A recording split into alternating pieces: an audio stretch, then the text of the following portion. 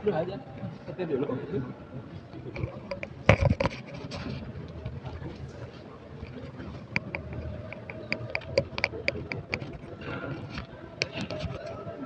Sekarang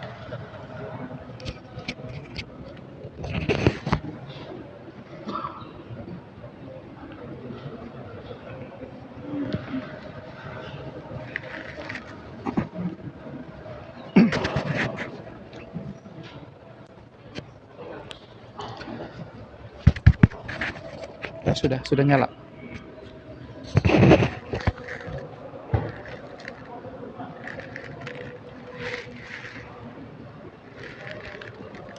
Assalamualaikum warahmatullahi wabarakatuh.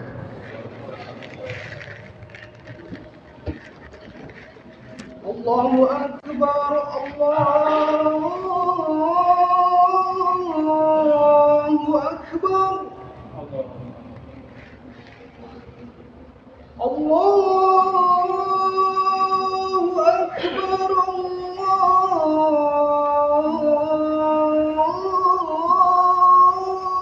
Allahu Akbar. Asyhadu an la ilaha illallah.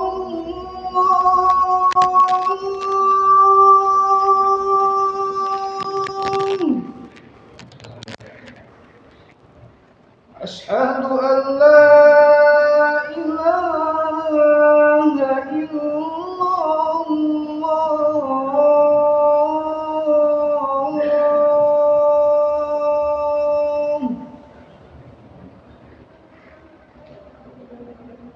Asyhadu anna Muhammadar Rasulullah.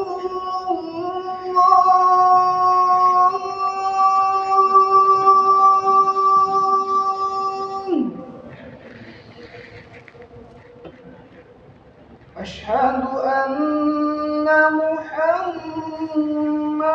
Rasulullah.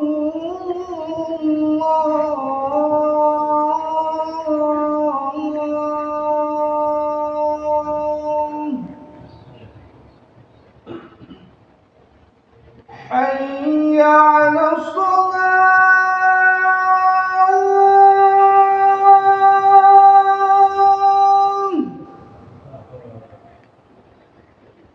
Hayya 'alas salah.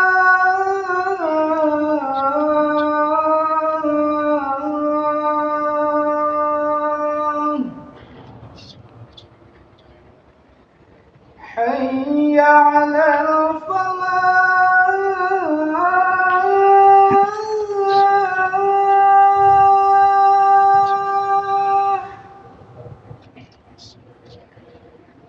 Hayya 'alal falah.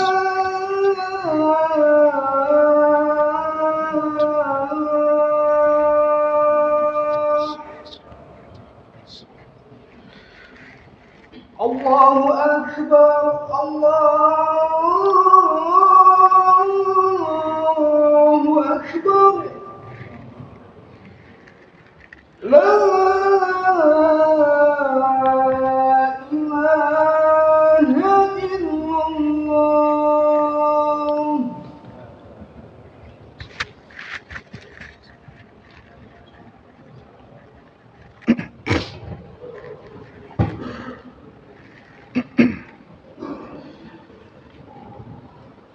Innal hamdalillah nahmaduhu wa nasta'inuhu wa nastaghfiruh wa na'udzu billahi min shururi anfusina wa min sayyiati a'malina.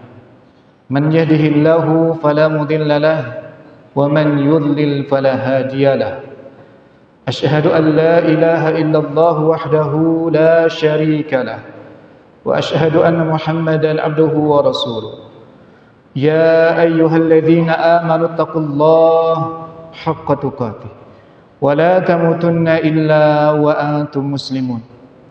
Ya ayuhan nasu taqu rabbakumul ladzi khalaqakum min nafsin wahidah wa khalaqa minha zawjaha wa batha minhuma rijalan katsiran wa nisaa'a wattaqullaha alladzi tasaaluna bihi wal arham innallaha kana 'alaikum raqiba.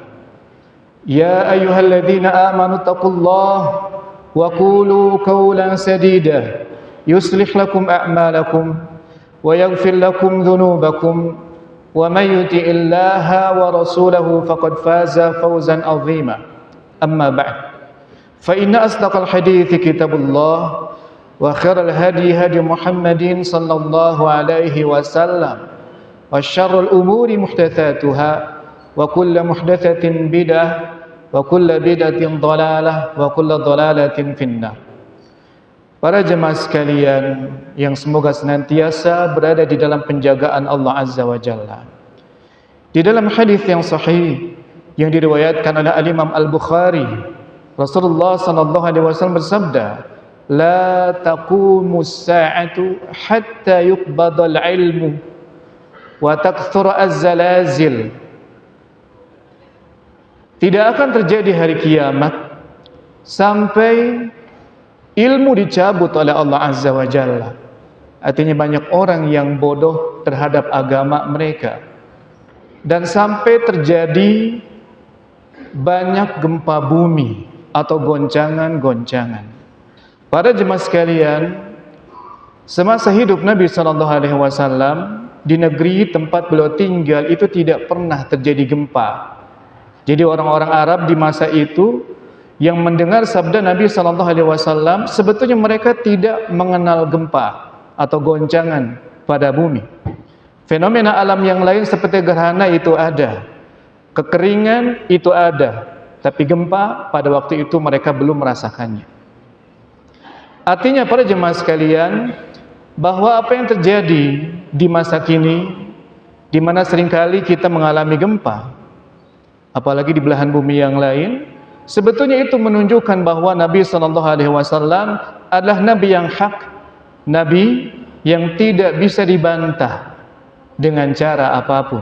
Karena ternyata Nabi SAW mengabarkan sesuatu yang masih gaib. Tentunya ini kabar dari Allah Azza wa Jalla. Ketika bumi digoncang, tentunya tidak akan ada satu manusia pun yang merasa senang. Mereka akan ketakutan. Entah mereka khawatir nyawanya terancam, keluarganya terancam, orang-orang yang dicintainya terancam, atau mereka khawatir dengan harta benda mereka. Namun sedikit di antara mereka yang khawatir bahwa mereka sudah terlalu banyak memiliki dosa sehingga Allah menegur mereka agar kita cepat kembali bertaubat kepada Allah Azza wa Jalla. Karena para jemaah sekalian, kunci kebahagiaan itu hanya ada 3. Yang pertama adalah kita bersyukur ketika kita mendapati sesuatu yang kita senangi, sesuatu yang kita inginkan, sesuatu yang membahagiakan kita. Yang kedua adalah kita bersabar ketika kita mendapati sesuatu yang tidak menyenangkan, sesuatu yang pahit terasa di hati, maka cara kita adalah bersabar. Dan yang ketiga adalah inabah, bertaubat kembali kepada Allah Azza wa Jalla saat kita menyadari bahwa kita ternyata telah terjatuh kepada dosa, jatuh kepada kemaksiatan. Nah, di antara cara Allah, para jemaah sekalian, untuk menyayangi kita, untuk mengingatkan kita agar kita kembali sadar bahwa kita ini memiliki Sang Pencipta yang mengatur kita, memiliki Allah Azza wa Jalla yang akan memintai pertanggungjawaban untuk setiap amal dan perbuatan kita, agar kita sadar bahwa Allah Azza wa Jalla itu Maha Kuasa, Allah Maha Besar, membolak-balikan keadaan. Keadaan tidaklah berjalan mengikuti keinginan kita, tidak, tapi keadaan berjalan mengikuti kehendak Allah Azza wa Jalla. Seringkali apa yang kita harapkan itu berbanding terbalik dengan kenyataan yang dihadapi. Maka tidak bisa tidak kecuali kita mesti bersabar, mesti bisa melapangkan dada kita, mesti bisa percaya kepada rukun iman yang keenam, bahwa qada dan qadar itu ada, ketentuan Allah itu nyata.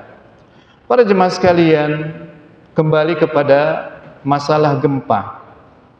Di dalam Al-Quranul Karim, Allah juga menyebutkan terkait dengan masalah gempa, goncangan yang terjadi pada bumi, di mana goncangan dahsyat itu akan menjadi pertanda bahwa bumi ini akan binasa, bumi ini akan hancur, alam dunia itu akan berakhir, kemudian berganti dengan alam lain yang abadi, dengan alam yang lain di mana tugas yang mesti kita jalani itu masih banyak dan lebih dahsyat daripada apa yang kita jalani di dunia ini.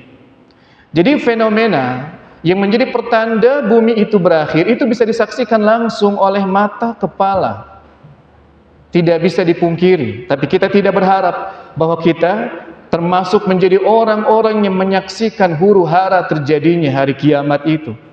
Kita tidak berharap bahwa kita akan menyaksikan langsung. Karena siapa saja yang menjadi saksi terjadinya hari kiamat, fenomena-fenomena alam yang terjadi sebagai pertanda dunia ini berakhir, itu dijamin pasti dia adalah manusia terburuk. Pasti mereka adalah orang-orang yang kafir, yang mana mereka pasti kembalinya adalah ke dalam neraka jahanam. Karena orang-orang mukmin semuanya sudah diwafatkan terlebih dahulu oleh Allah Azza wa Jalla sebelum hari kiamat itu terjadi. Di antara ayat yang menunjukkan bahwa hari kiamat, hari akhirat itu ditandai dengan goncangan atau gempa, ada surat Az-Zalzalah. Ada surat khusus namanya Az-Zalzalah yang artinya adalah gempa, artinya adalah kegoncangan. Allah Azza wa Jalla berfirman, "Idza zulzilatil ardu zilzalaha." Dan ketika bumi itu digoncang dengan goncangan yang dahsyat. Ini kapan? Ini hari kiamat. Bahkan sebetulnya yang menjadi pertanda bumi ini berakhir kelak itu bukan hanya goncangan. Goncangan atau gempa yang dahsyat itu hanya salah satu dari fenomena alam yang bisa langsung disaksikan oleh mata kepala secara langsung, bukan dengan keimanan tapi dengan kepala, dengan mata kita yang ada pada kepala. Tapi kita tidak berharap sebagai orang yang turut menyaksikan fenomena itu. Di antaranya misalkan di dalam surat At-Takwir Allah berfirman, "Idza syamsu kuwirah." Dan ketika matahari itu digulung, matahari yang kita lihat hari ini begitu mengagumkan, begitu besar, ternyata oleh Allah Azza wa Jalla matahari itu akan dilipat, akan digulung. Wa idzan nujumu kadarat. Dan ketika bintang-bintang, planet-planet inkadarat, itu semuanya berjatuhan ke bumi. Kalau kita biasa melihat hujan jatuh ke bumi, maka nanti di hari kiamat yang jatuh itu bukan air, yang jatuh itu bukan hujan, tapi semua bintang-bintang yang kita tidak tahu berapa jumlahnya. Dalam satu galaksi saja, para ilmuwan mereka memprediksi banyak sekali. Apalagi galaksinya pun banyak. Entah berapa banyak, entah berapa besar, tapi semuanya nanti pada hari kiamat, di samping bumi bergoncang, terjadi gempa, ternyata yang ada di atas sana semuanya akan berjatuhan. Bahkan di dalam ayat yang lain bukan inkadarat, tapi intasyarat, artinya berserakan, bertebaran.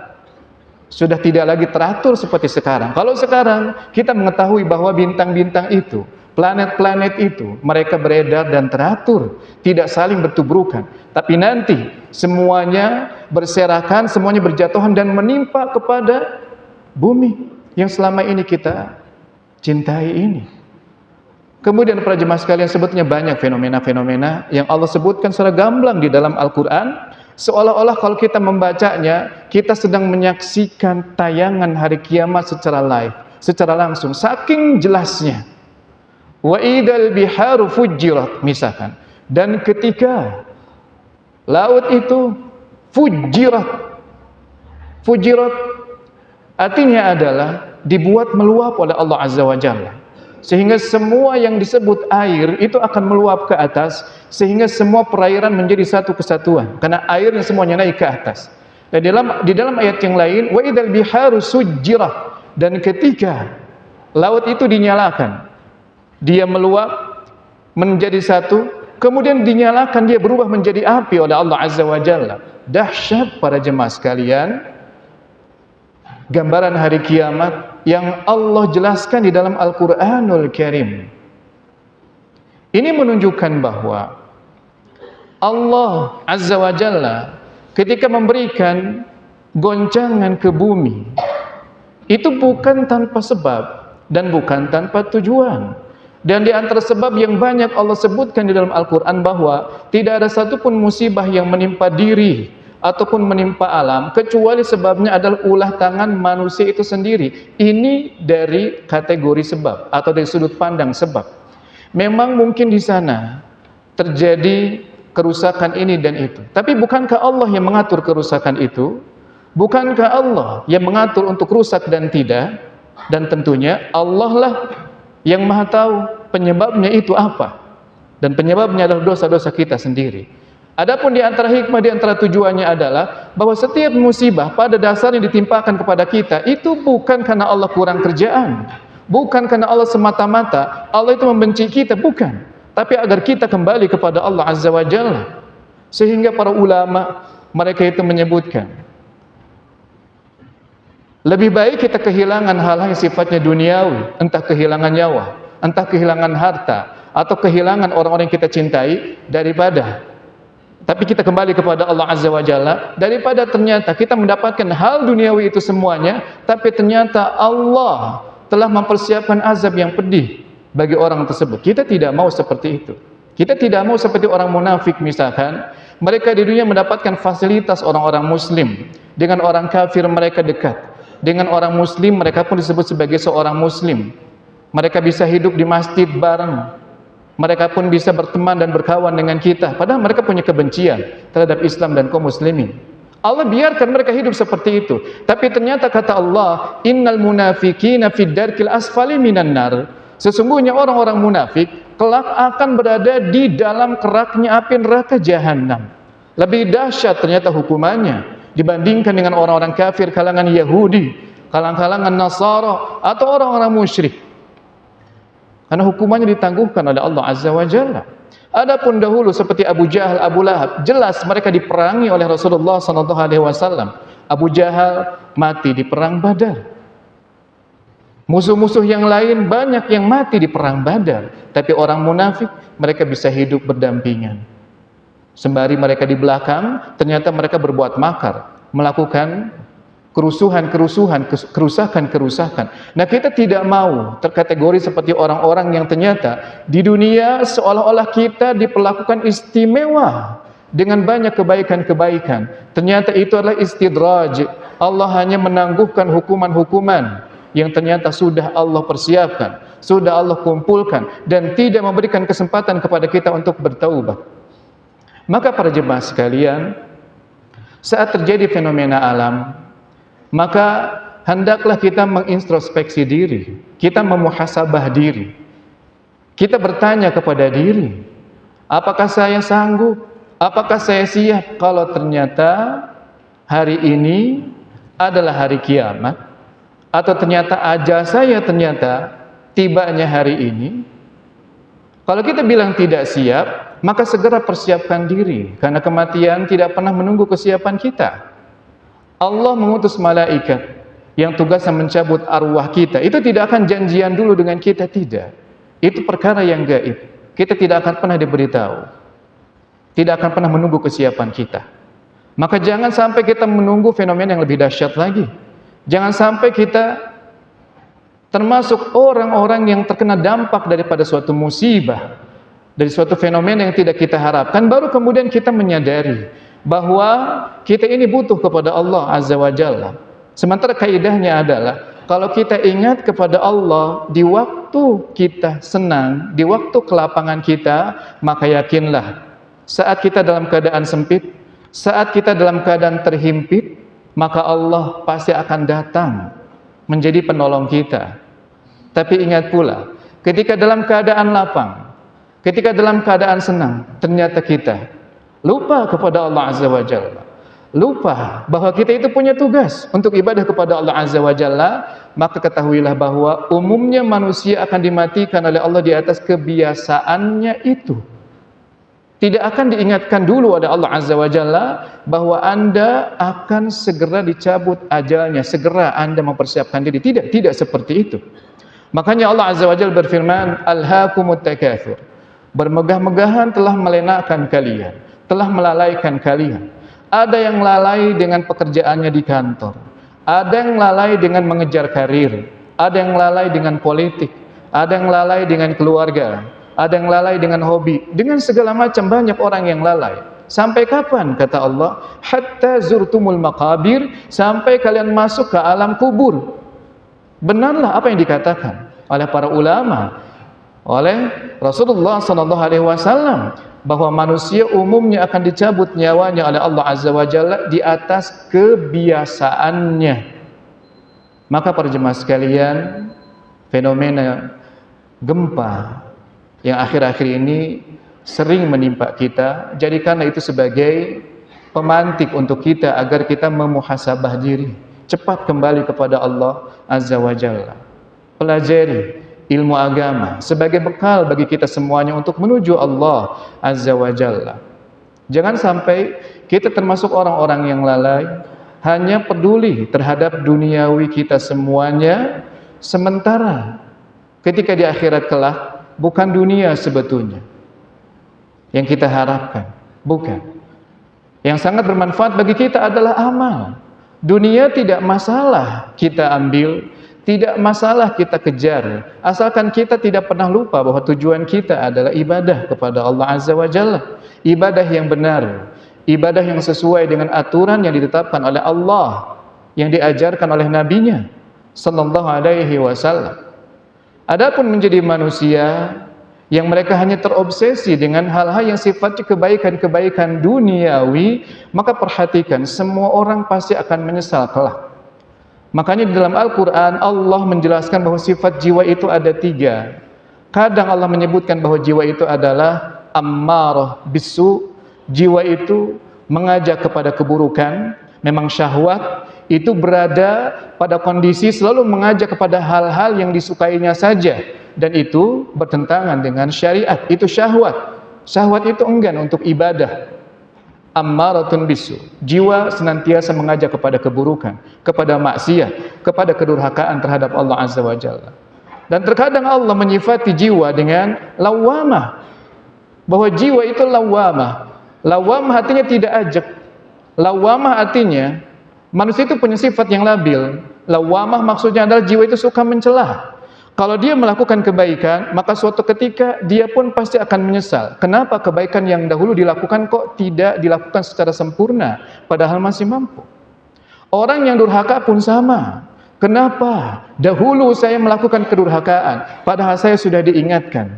Hingga akhirnya sekarang konsekuensinya sudah nyata di hadapan mata. Sebahagian manusia kelak akan berkata, ya laitani kuntu turaba, duhai seandainya aku hanya diciptakan menjadi tanah saja, bukan manusia. Saking mereka sudah putus asa, tidak punya harapan lagi. Mereka melihat ternyata hewan-hewan setelah dikisos, selesai urusan mereka. Mereka dimatikan kembali oleh Allah Azza wa Jalla. Tapi manusia masih panjang urusannya ternyata.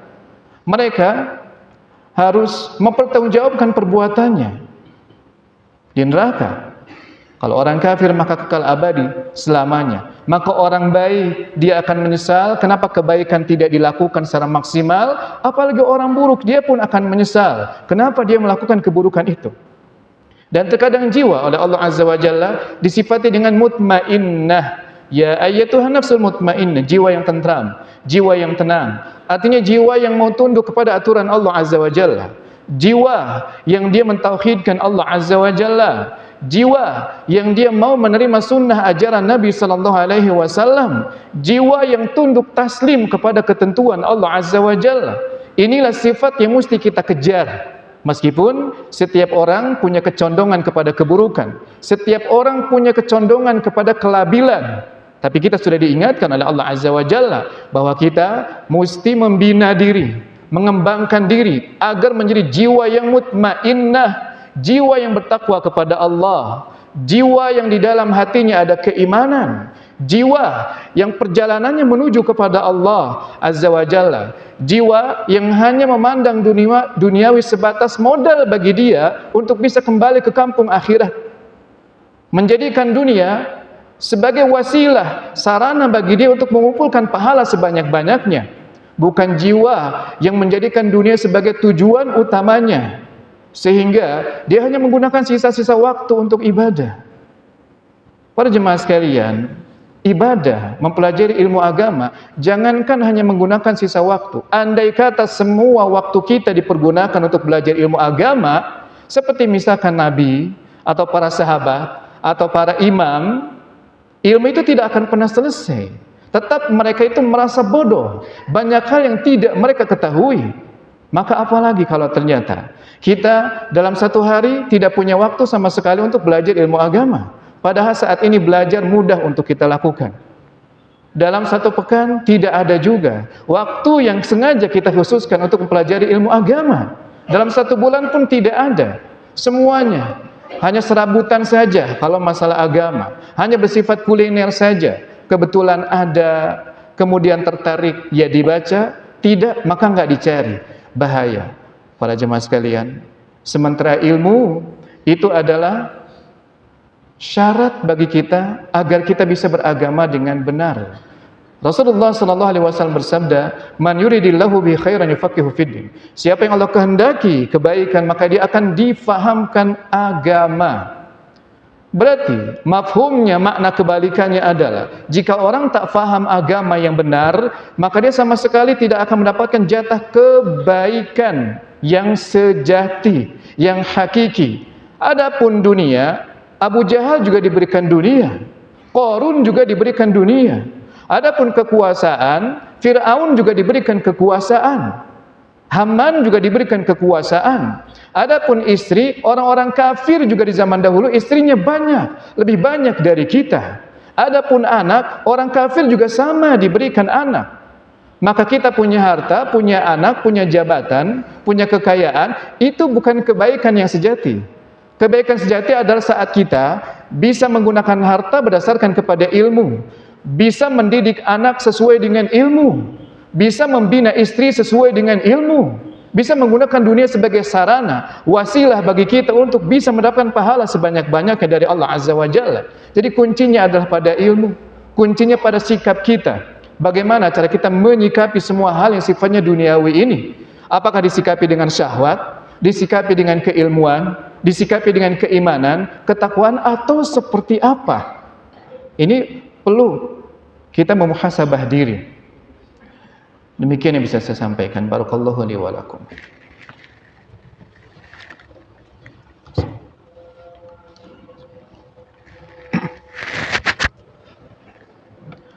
Alhamdulillahi wassalatu wassalamu ala Rasulillah wa ala alihi wa ashabihi wa man tabi'ahum bi ihsanin ila yaumiddin, amma ba'd. Para jemaah sekalian, setelah Allah Azza wa Jalla menyebutkan bahwa bumi nanti pada hari kiamat akan digoncang, maka Allah melanjutkan berfirman, wa akhrajatil ardu athqalaha wa qala al-insanu ma laha. Maka bumi pun dia akan mengeluarkan semua yang ada di dalam perutnya. Kalau kita melihat tafsir yang ditulis oleh para ulama, maka kita akan mengetahui bahwa yang dimaksud dengan isi perut bumi adalah, yang pertama adalah mayat-mayat, dan yang kedua adalah harta-harta yang terpendam di dalam bumi. Maka mayat dari zaman Adam alaihissalam sampai manusia yang paling akhir nanti itu akan dimuntahkan kembali oleh bumi ini. Kemudian Allah akan menyatukan kembali dengan arwahnya, dengan ruhnya, dibangkitkan kembali oleh Allah Azza wa Jalla. Begitu juga emas atau batu-batu mulia yang lainnya, atau barang tambang yang lainnya yang selama ini menjadi rebutan manusia, menjadi kebanggaan seluruh negara, nanti akan dimuntahkan tapi tidak ada satupun yang meliriknya. Seberharga apapun sesuatu, harta, tapi dalam keadaan tidak aman, tidak nyaman, maka tidak akan ada qimah, tidak akan ada nilainya. Termasuk saat kita hari ini hidup, ketika kita mengumpulkan banyak hal yang berhubungan dengan duniawi, tapi ternyata di situ tidak ada keamanan, kita ada rasa cemas karena kita jauh dari agama. Ternyata pun ada gempa, ternyata pun ada banjir, ternyata ada ini dan itu. Ternyata dari berbagai sisi kita itu sudah dirongrong dengan hal-hal yang membuat kita takut. Maka tentramkan jiwa kita dengan keimanan, tentramkan jiwa kita dengan ketakwaan, tentramkan jiwa kita dengan ibadah kepada Allah Azza wa Jalla, sehingga kita itu justru berharap bahwa kita segera berjumpa dengan Allah Azza wa Jalla, bukan sebaliknya. Orang justru Sebaliknya, dia sangat-sangat takut untuk berjumpa dengan Allah. Karena dia pun tahu diri berarti. Dia tidak siap. Dia yang paling faham keadaan dirinya seperti apa. Karena memang tidak ada yang paling tahu terkait dengan hakikat diri kita, ya kecuali diri kita sendiri. Al-Quran pun menyebutkan seperti itu. Maka untuk perubahan jangan mengandalkan orang lain. Jangan mengandalkan orang-orang yang ada di sekeliling kita. Tapi sadarilah, muhasabah diri, coba bercermin, kita itu orang semacam apa? Apa yang mesti kita rubah dari diri kita? Berhenti, kita terlalu pintar menilai orang lain. Berhenti. Tapi coba, nilai diri kita sendiri. Sebelum kita berburuk sangka kepada orang, coba kembali kepada diri sendiri. Jangan-jangan cara pandang kita yang salah. Jangan-jangan kesimpulan kita yang salah. Kalau kita memandang orang terlalu buruk, bisa jadi tidak seperti itu. Bisa jadi kita matanya sudah rabun, atau bisa jadi mata hati kita sudah rabun. Terlalu banyak hal-hal yang mengotori jiwa kita. Mata secara fisik mungkin sudah buram pakai kacamata. Mata batin pun yang disitulah letak keimanan, letak ilmu, ternyata tidak ada juga. Maka salah seperti itu para jemaah sekalian. Mudah-mudahan kita semuanya termasuk orang-orang yang senantiasa bersyukur kepada Allah, senantiasa kita bersabar dan senantiasa cepat kembali kepada Allah Azza wa Jalla. Allahumma salli ala Muhammad wa ala ali Muhammad kama sallaita ala Ibrahim wa ala ali Ibrahim innaka Hamidum Majid. Allahumma barik ala Muhammad wa ala ali Muhammad kama barakta ala Ibrahim wa ala ali Ibrahim innaka Hamidum Majid.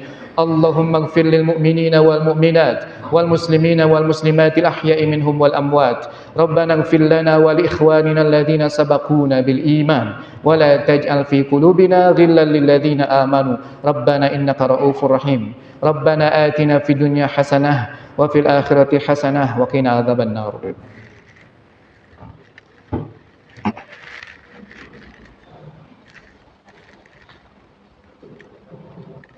Allahu Akbar, Allahu Akbar. Asyhadu an la ilaha illallah.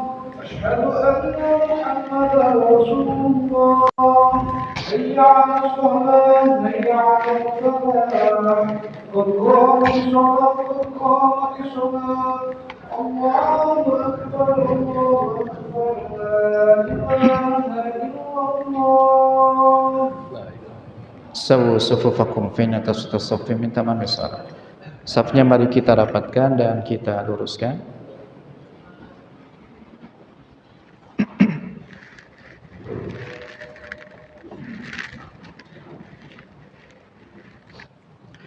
Allahu Akbar.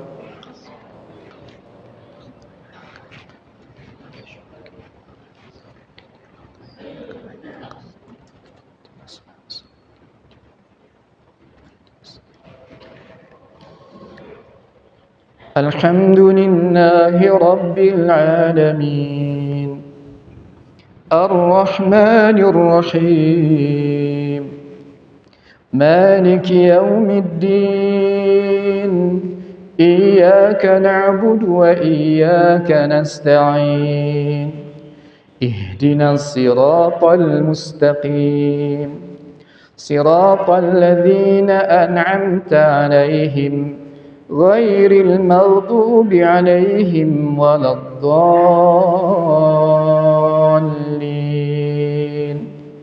آمين والضحى والليل إذا سجى ما ودعك ربك وما قلى وللآخرة خير لك من الأولى ولسوف يعطيك ربك فترضى ألم يجدك يتيما فآوى ووجدك ضالا فهدى ووجدك عائلا فأغنى فأما اليتيم فلا تقهر وأما السائل فلا تنهر وأما بنعمة ربك فحدث الله أكبر سمع الله لمن حمده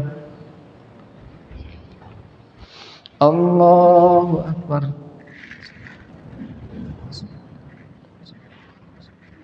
Allahu Akbar. Allahu Akbar.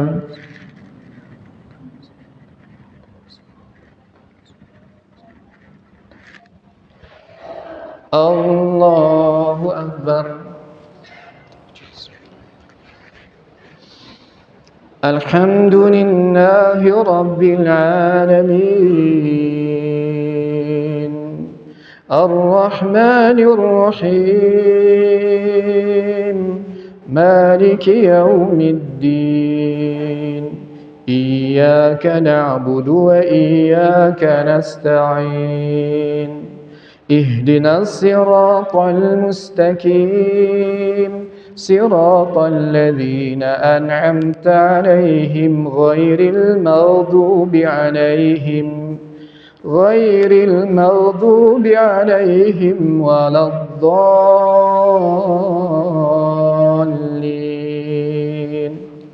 آمين.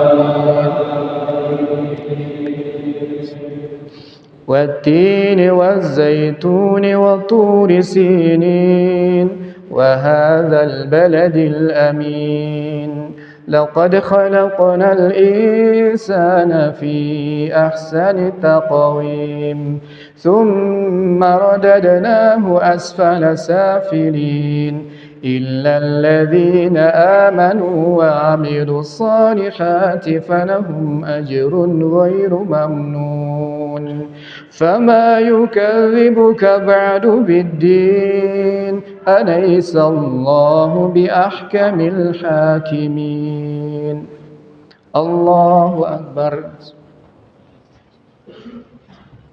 سمع الله لمن حمده الله أكبر الله أكبر الله أكبر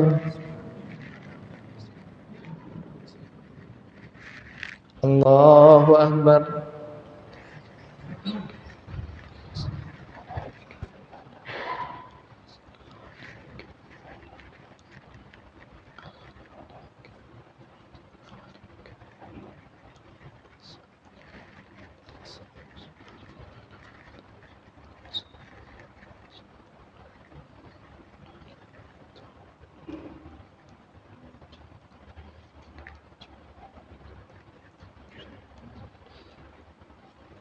السلام عليكم ورحمة الله. السلام عليكم ورحمة الله.